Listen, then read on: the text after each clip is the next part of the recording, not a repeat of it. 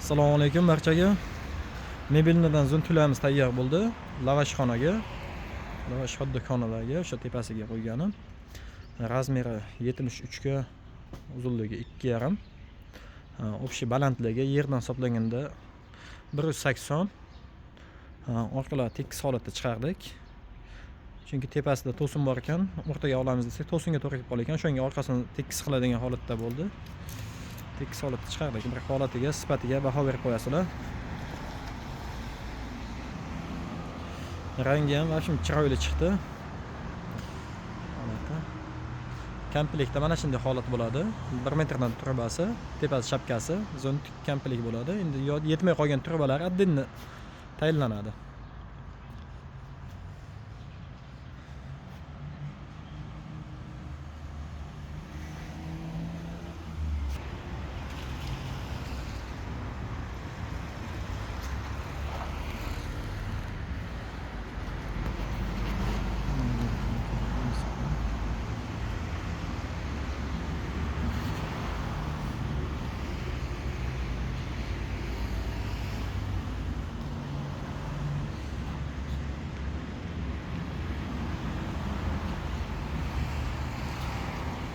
Ko'pchilik shapkasini tutun qaytaradi deydi.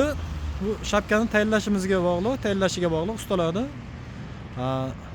Mana holatda tayinlansa, qo'zg'organ holatda chiqqan tutun ichkariga dimlanmasdan yonidan siyg'anib chiqadi. Keyin shapka turbadan kattaroq bo'ladi. Yomg'ir tushirmaydigan vazifasi, birinchi vazifasi. Ikkinchidan bu shapkani foydali tomoniki yaxshi tortadi tortishga kelganda. Tutunni orqaga qaytarmaydi, atkaz qilmaydi bular.